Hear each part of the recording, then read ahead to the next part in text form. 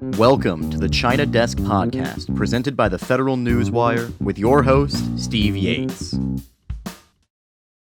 Welcome to the China Desk Podcast, Episode 9. I'm Steve Yates, your host, Chair of the China Policy Initiative and Senior Fellow at the America First Policy Institute.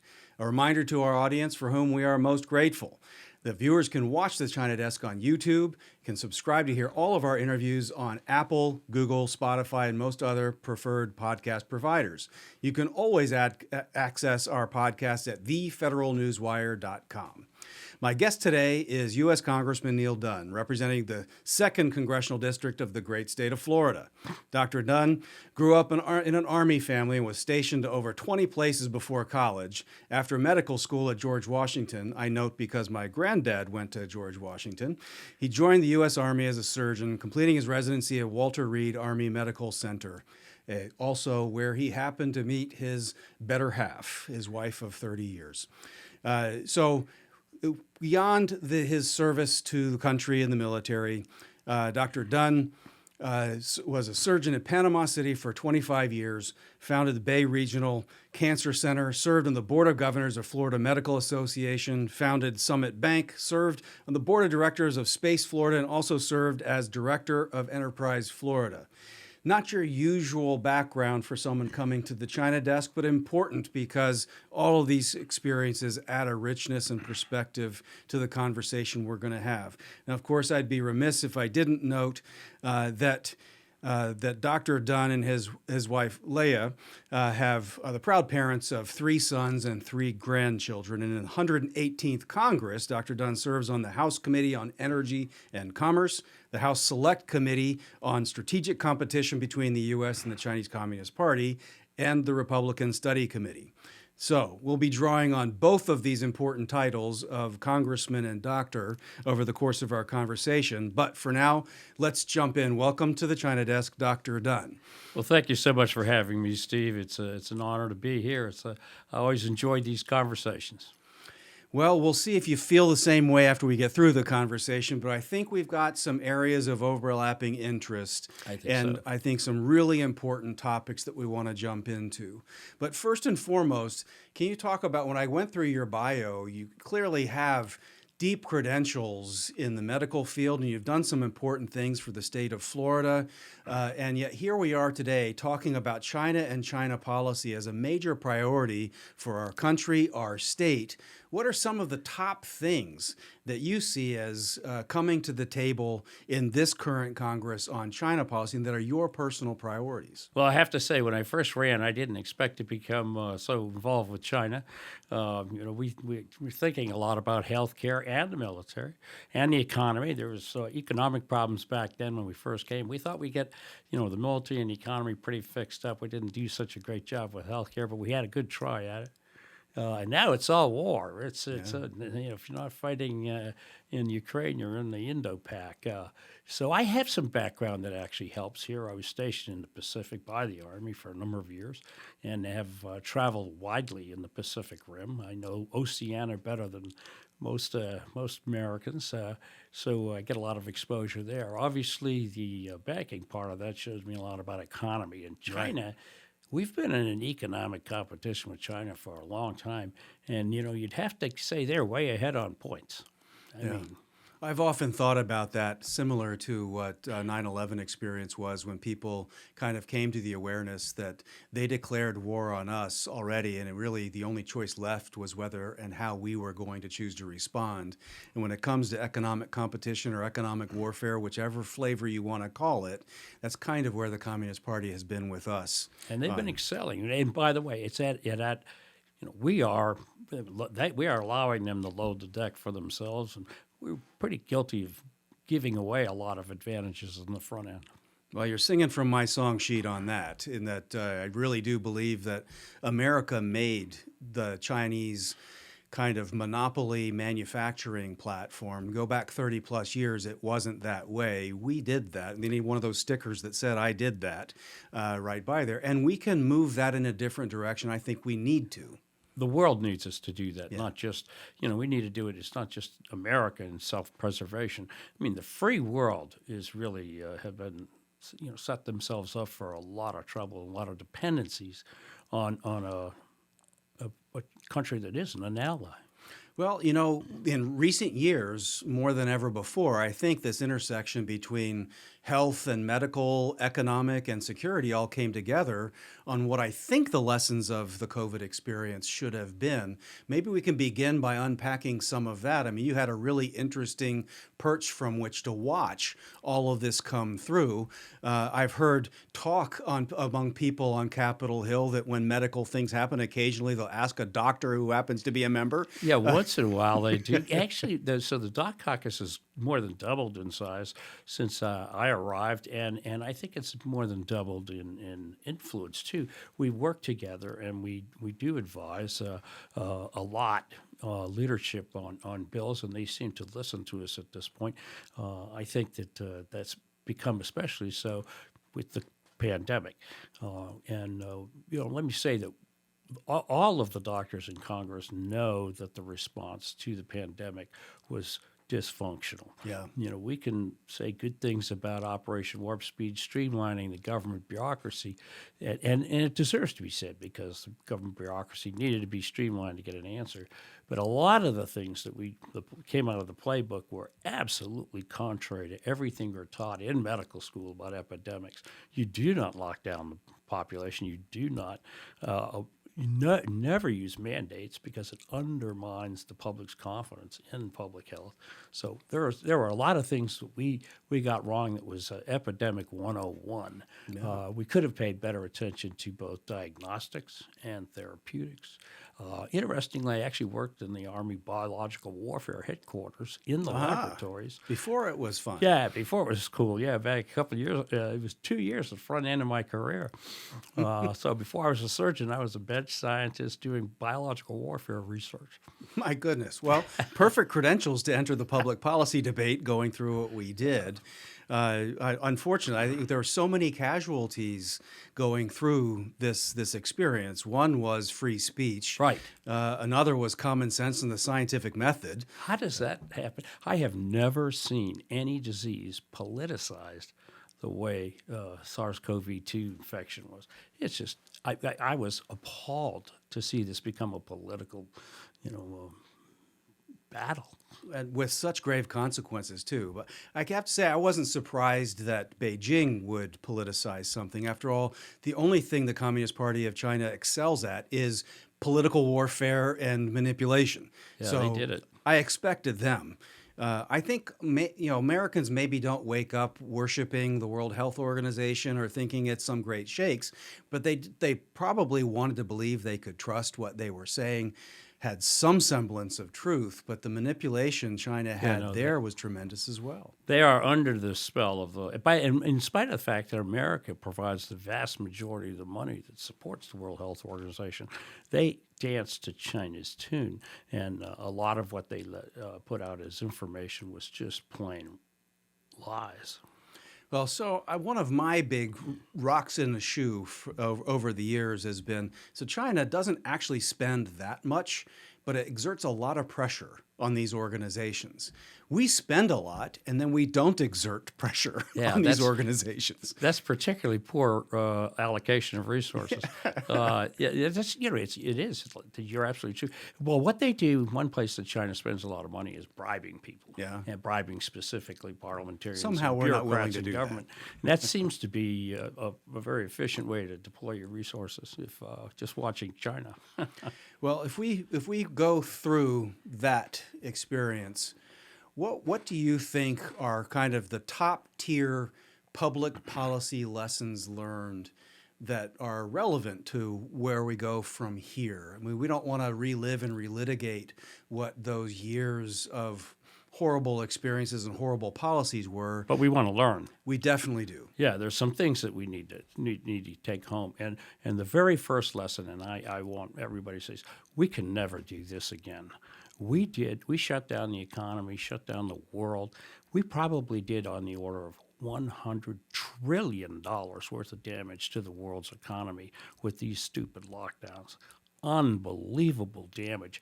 And on top of that, we lost depending on who you believe, last number from World Health, 15 million people to the disease itself, and probably another 10 or 15 to other diseases that weren't paid attention to, cancers and late diagnosis of cancers. It's still going on.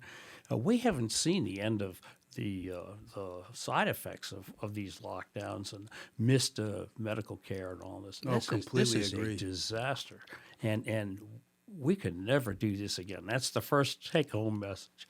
Yeah. And then let's go back and have an honest scientific debate. There's no such thing as scientific consensus. We don't believe in that stuff. Science is always skeptics. We're skeptic, and we test and we test and we retest. And they're still talking about, is the general theory of relativity true? Well, it seems to be. but that's something we can argue about. And we ought to be able to argue about, coronavirus and proper treatments and proper diagnosis.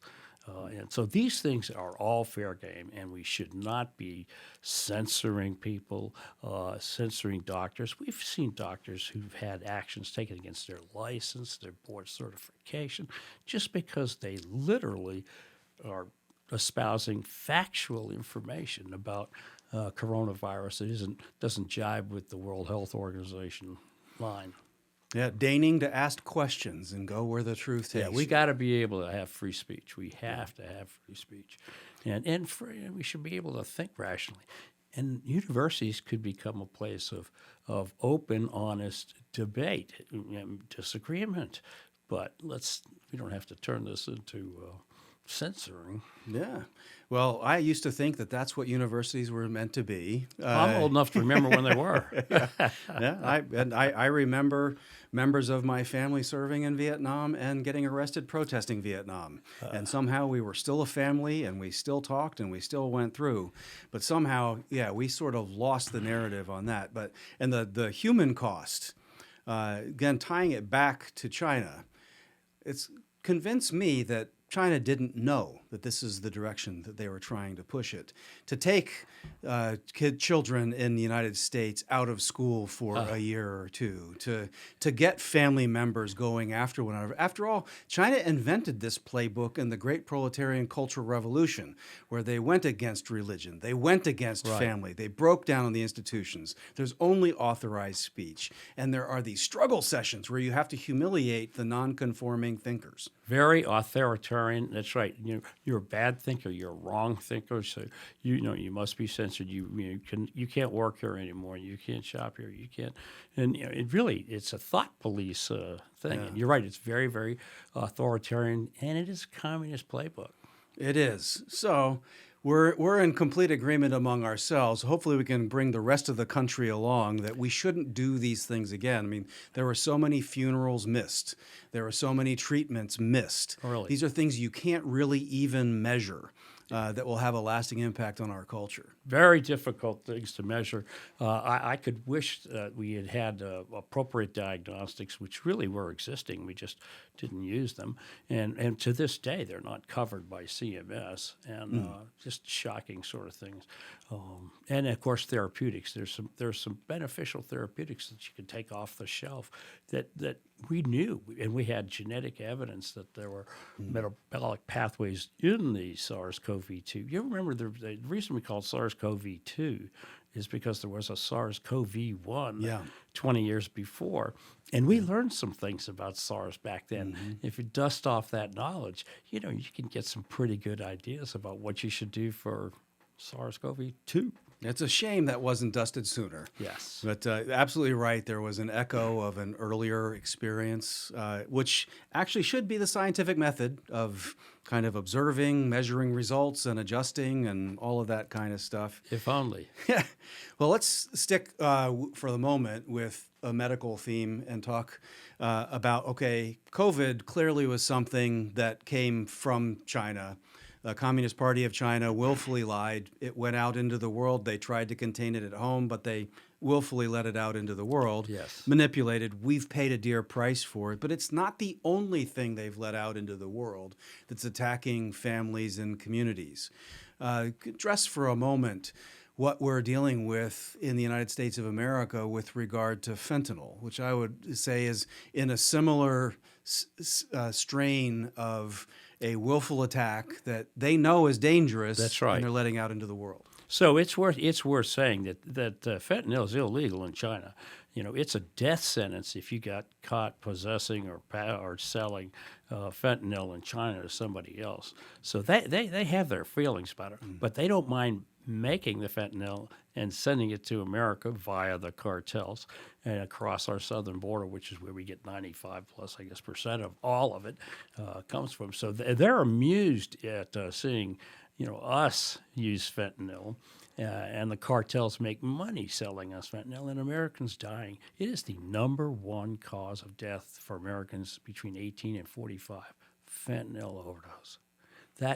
This is a true problem. This is not like the drug problems that you and I saw for the last 50 years growing up. And this isn't heroin, this isn't marijuana, this isn't all those other things. This is overwhelmingly, just in the last 3-4 years, it's become the overwhelming cause of drug overdose deaths. And it's coming from China, and it's coming through the cartels. Well, a couple of things to unpack on that. Since I have you here and you allegedly have some degrees that are relevant to this conversation, can you talk a little bit medically? What is fentanyl? What is it about it? People hear about a little bit that can go a long way the wrong way, and yet it's something that's prescribed in hospitals for pain treatments. And I think we have two parallel pandemics with this. One is the death route, but then there's those that live with it that are in addiction, and there's all kinds of collateral damage. We can't even really count some of that unless you run into a person or a family that's gone through that. That's right. So this is indeed, it's a terrible drug, and it tends to be very addictive, which is why we used it only in terminal patients. In terms of its potency, the typical dose for a cancer patient would be 25 micrograms. That's 25 millionths of a gram. That's an unbelievably small dose. I don't even know if I could see that. You cannot. That's invisibly small, but it obviously gets diluted in the medicinal form, and we put it on topically. We just put it on as a skin patch, and 25 micrograms. Think about that, and it goes through the skin, and it gives better pain relief than morphine. For goodness' sake, this is a powerful, powerful drug, and it is a good drug when used like that. However, what really happens with the fentanyl that we see sold on the streets is it's an analog of fentanyl. Mm-hmm. So they've changed the chemical composition in a minor way so that chemically it's not fentanyl. So then it becomes like legal to sell. It's a chemical, some other chemical like, but not exactly equal to fentanyl. So you have to write a law for each drug. No, you don't. We can schedule the whole class of fentanyl-related substances and make them all illegal, just to get a feeling for how potent this stuff is. 1 gram, just 1 gram of fentanyl will reliably kill 100 people. Addicts, people who are used to it. 1 gram. Yeah. So a kilogram, 1,000 grams, will kill 100,000 people. That's amazing. And yet we have this in tremendous quantity coming across an open border. And you remember, you don't have to eat it. You don't have to shoot it up. You can just touch it. Mm-hmm. You don't have to smoke it. And every single illegal drug, street drug you can think of, marijuana, whatever, upper, downer, cider, whatever, all these drugs that you buy on the street can be laced with fentanyl just to give them a little boost. Mm-hmm. Just to give them a little boost. But, that's how people get killed. Right? Mm-hmm. So every single time you're using a street drug, you're playing Russian roulette with your life. Every single time. The same bag of marijuana that they smoked out of yesterday, maybe there's more, stronger concentration of fentanyl-related substance in the other part of that bag. Smoke it tomorrow, die. Well, it's obviously impactful, risky. I think it's one of the greatest attacks on the American family and American communities ever. And so let's shift into Congress and policy a little bit. I trust whether it's the Select Committee on Strategic Competition with the Chinese Communist Party or other committees of jurisdiction, fentanyl and some of these other things we've talked about are on the radar of the 118th Congress. Absolutely. Share with us a little bit about what you and your colleagues have been trying to do to get the policy ball rolling in the right direction on this. So one of the things that we do is I have roundtables back home. I'm in Florida, and so I have a great group of sheriffs, 16 counties, and they all tell me fentanyl's a problem. And we have worked together over the course of the last year to develop a response to this. So what can we can't just sit around and complain about it. We got to say we do something new and different, about fentanyl and the problem of overdosing. And yes, you want to put some Narcan in all the police cars. And yeah, now it's an over-the-counter drug. That's amazing because it's a pretty tricky drug to use properly, but dangerous too. But it's the alternative is unacceptable. So that the key thing I thought was interesting is the police insisted we have to start teaching kids by second grade. Second grade, these are 7-year-old kids, not the high schoolers, about drugs, about not taking any street drugs, and that every single dose. Remember when we were kids, it was don't take candy from strangers. Now it's don't take candy from strangers because it might kill you. Every piece of candy might. They are making fentanyl-related substance in gummy bears. In gummy bears. This is a poison, and that's the term to use. It's a poison. It's not a drug. It's a poison. All right. And to that point, I have a bill that I've run last year and this year to make fentanyl-related substance, the whole class, weapons of mass destruction. Now that sounds like hyperbole, exaggeration. No, weapon of mass destruction is a term of legal art that actually makes it easier to police fentanyl internationally, and it makes much more resources available domestically to pursue fentanyl. And so making it a weapon of mass destruction on top of making it illegal, Schedule 1, is these are useful maneuvers for the government to do. That's something we So can what do are simply. some of the policy tools that are opened up once you get that kind of a designation? Well, the cooperation with foreign governments is much more when you're dealing with the weapons of mass destruction. Think, when we say that word, weapon of mass destruction, we're thinking nuclear weapons, sarin gas, biological weapons. Contagions, biological weapons, Right. yeah. So This kind all of is these, one of those. You get your worst nightmares come out. But that's what fentanyl is. It's a poison just like that. When you have something that when 1 kilogram will kill 100,000 people, good God, that is a poison. Yeah. I mean, you can't do that with bleach, and that's a poison. Yeah, that's kind of crazy, isn't it? Well, so with the select committee, are there things on the horizon? I know that Chairman Gallagher had talked about doing some field hearings and going and picking up particular topics. Is the fentanyl situation and maybe some of the differing ways we can categorize and approach this, is that on the near-term horizon for one of the things the committee is going to highlight? Yeah, very, very much so. I was sorry to miss the last field hearing they did in California, but we have some more coming up this month, and we'll be doing that. Some of it's in America, and some of it's with our allies, and trying to make this a more resilient alliance, a free world alliance. So yeah, we're going to actually be working on this. Actually, the China Select Committee is very, very busy. It also has a kind of a military overtone. And the reason for that is obvious because China is threatening to invade Taiwan. And that's a very, very real threat to everybody, again, in the free world. So not only is China our biggest trading partner, they're Europe's biggest trading partner. Right. And by the way, Australia's and Japan's. They're manufacturing now, as you said earlier, for the world. And we need to start extracting ourselves from so much dependence on them. I think of pharmaceuticals. I'll bet you do too. Because if they turn off the pharmaceuticals, overnight we're in trouble. And they make probably 80% of our generic pharmaceuticals, either the actual end product or some substrate in the process of making comes from China, dependent on China. And a government that was willing to manufacture these kinds of things and let them out into the world, why would you think they wouldn't use that leverage should it. So we talk about cutting it off. That's bad. Suppose they just put the fentanyl in the drugs that we're buying from them over there in China. It's game over. They'll kill the first wave of people pretty quick. And panic everyone else. Yeah. Well, that's a scary scenario, but a realistic one that we have to try to deal with. We war game against that sort of thing all the time.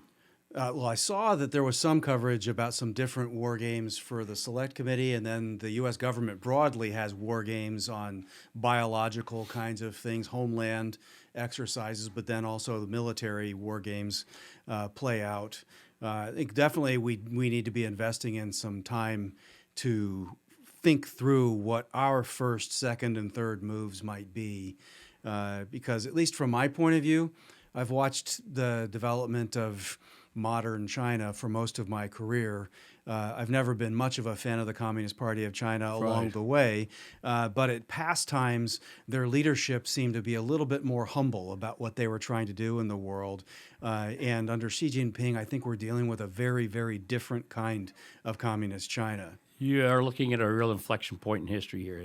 His attitude is quite different, and he has, of course, installed himself in a role that looks like it's going to be for life. Yeah. So this is the autocrat takes over and changes the country.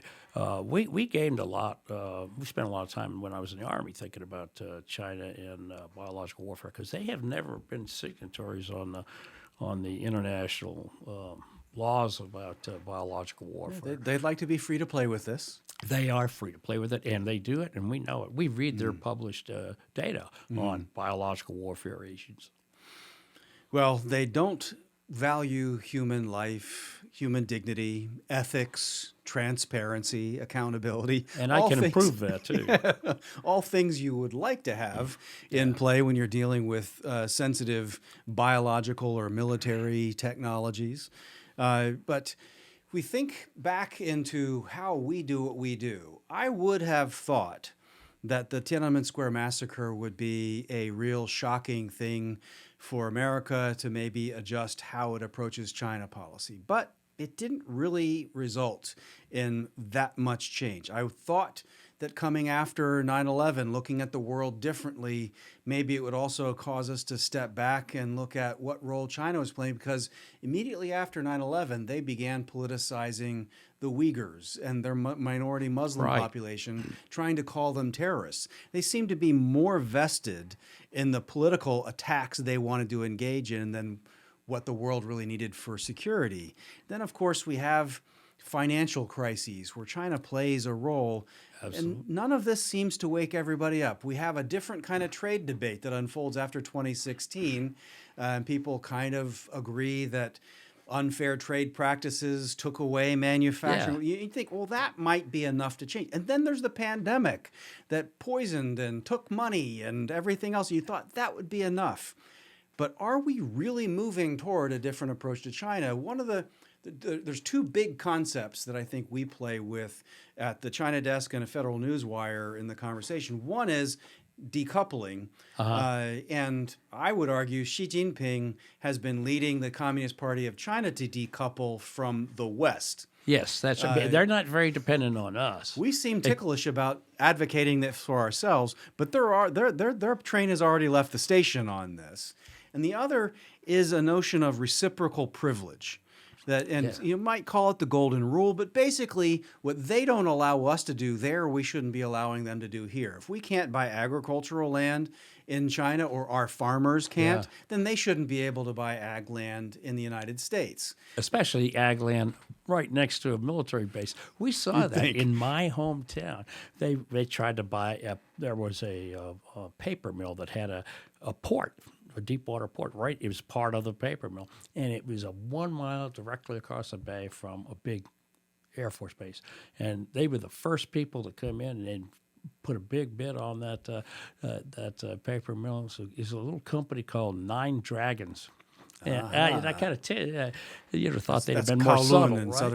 southern China. To the city fathers' credit, they it wasn't about price. They said no, China. It was never a question that they were going to get that port. That was just ruled out. So, what do you think of this notion of reciprocity? I think it's great. How can we better advocate this as kind of a cardinal principle of how Cardinal we're principle of dealing. international trade. Yeah. Right? I mean, sure, let's be allies. Let's trade fair, open market, free market here, right? I won't put tariffs on you. You won't put tariffs on me. If you do, then I'm going to put countervailing dumping duties on you. And that's the way free trade works. And, we could do that. We've done smart trade deals before. Why don't we do smart trade deals again? Well, I think it would be a great place to kind of hit the reset button on how America has dealt with the world. I was present in a position of alleged influence at the time when the World Trade Organization came into being, and there was a big debate about whether China should be in. And the argument was, if we bring China in, then over time the norms of these like organizations will alter their behavior. And this gets back to that scientific method of you need to observe results and then be willing to you accept have to be the willing truth. to change your mind. That's right. I think it was a good urge at the time. Yeah. But let's be honest, it didn't work out very well, and they sure as heck shouldn't deserve emerging nation status to this day, which they're the second largest economy in the world. They're emerging nation status. Yeah. Yeah, they dominate our supply chains. they're in every industry, from entertainment to agriculture. It's ridiculous. Yeah, give them a special privilege, please. So I think there's a lot of room to run in the fun that you'll have as a doctor in Congress, and hopefully you'll meet with great success with both diagnosis and prescription when it comes to public policy and trying to move these things in the right direction. Pretty good answers there. I really do. But the field is rich with these anecdotes. I mean, I think the select committee has already looked at these fake police stations that are out there. I visited one. Tell us a little bit about that experience, what you saw, because I dare say Americans can't get away with this in China. No, we sure can't. I mean, this is, and by the way, Chinese can't get away with that. Even they can't get away with that in America. So they actually had government officials, law enforcement officials, open up an office in New York City, in Chinatown, and we're operating out of there to harass, surveil, follow both Chinese national citizens who are in America, a lot of them students, but also American citizens of Chinese background. And they're threatening their families back home in China, and they're threatening all kinds of things. And these are genuine terror. They had actually caused a number, we think the number is in the tens of thousands of Chinese to go back to China against their will because of lies and harassment and bullying. This is a transnational repression, which is just intolerable. They are literally acting like police in our country, and they are police officials back home. Yeah, tied to the Ministry of Public Security, if I remember right in this reporting about that. It's so a it's a police entity. Yeah. Yeah, but they're just here to help. It's a benevolent association. It's really just for the welfare of everybody. So, and Americans in our good graces want to be welcoming. We tend to be a little naive like that.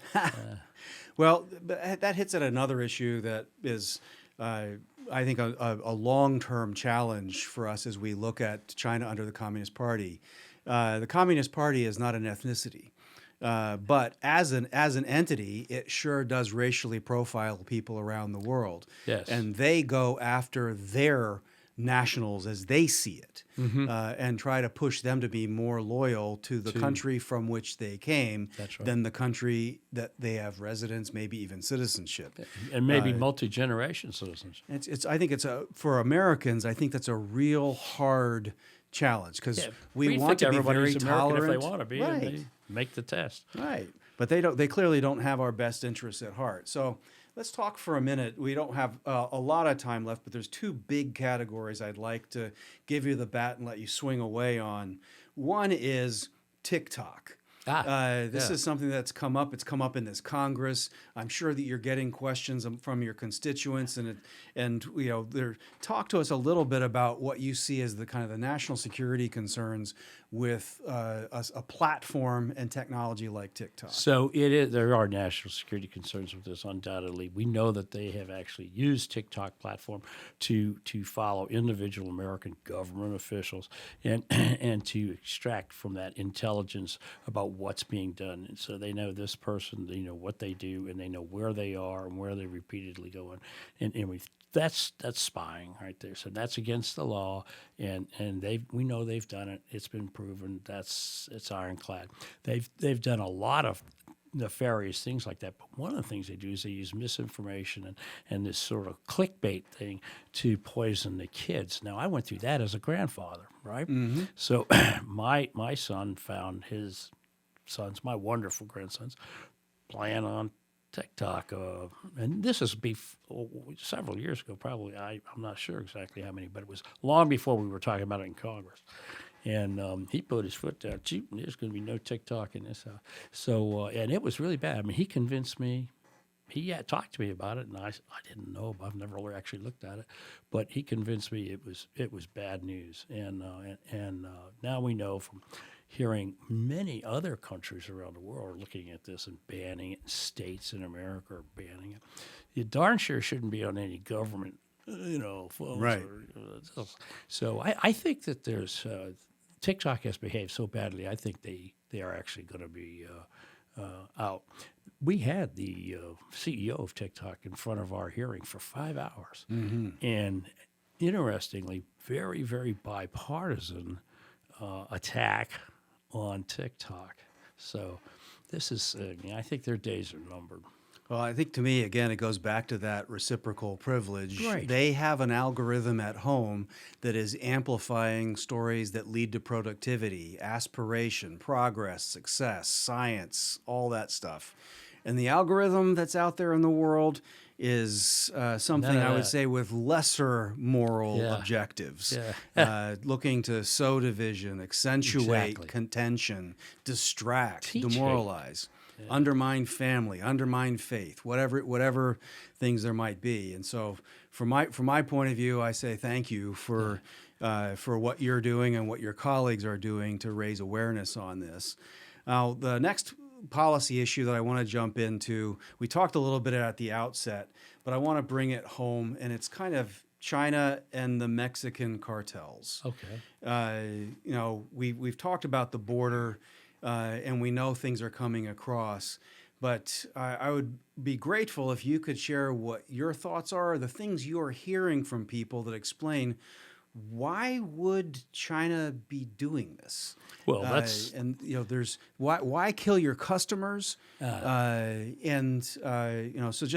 just why are they doing this? So we're not their, we're their customers, but that's not our principal view of us. They view us as their antagonist, as their competition, or dare I say enemy. Mm-hmm. And so anything bad that happens in America makes Xi Jinping's day a little bit better. Mm-hmm. And so hence the fentanyl. He doesn't care how many Americans drop dead from fentanyl. In fact, he finds that amusing. And the cartels, they are his tool.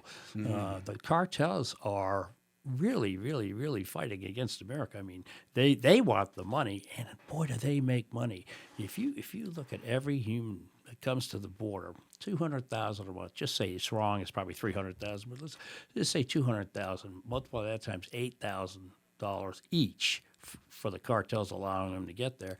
Run that out over a year. You've got like $15 billion a year, and that's not taxable profit. They're not paying taxes on that. And that's just cash, and that's before they've sold 1 microgram of fentanyl. All right, so then you add the drugs on top of that. They are rich beyond dreams of ours. These cartels are making billions, tens of billions of dollars on human trafficking and drug trafficking. And China is enjoying the fact that they're doing it to America. They're not doing it to China, by the way. Mm-hmm. A cartel tries to do that in China. Just see what happens.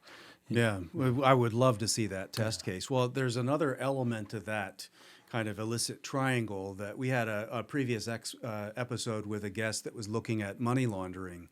And there is an interplay between China, the cartels, and money laundering as well. So it's very, very profitable. Right. But every other entity on the planet that engages in this kind of behavior, sort of Americans will have a visceral negative reaction. Right. Usually our government leaders would openly declare them to be the enemies Absolutely. of our country, of our people. In some cases, they even declare a war on drugs or whatever else. War on human trafficking. How But about we that? don't declare that on the Communist Party of China. And yet they have a full seat at that table. Absolutely. With this human trafficking, the money laundering, Right. the fentanyl, and everything This else. is the biggest human trafficking operation in the history of the world.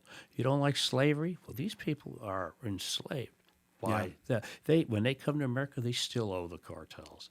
They owe money, and there's people back home that are under threat. They're still working for the cartels. It's this. If you really cared about those people that are coming to the border, you'd stop making a business model for the cartels to bring them to the border, get them across, and by the way, carry drugs with them when they come.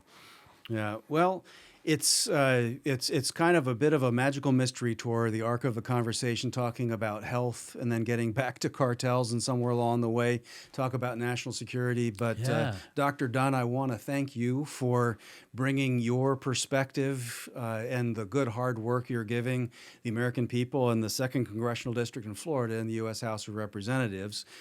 Before we wind down, would you please share, if people want to track your work and these topics, where should they go to learn more? Well, thank you very much, Steve. And let me say thank you for what you do as well. I mean, the voice is important as the policy. So I do have a Facebook page. It's Congressman Neal Dunn, MD. I do spell Neal, N-E-A-L, Neal Dunn, MD.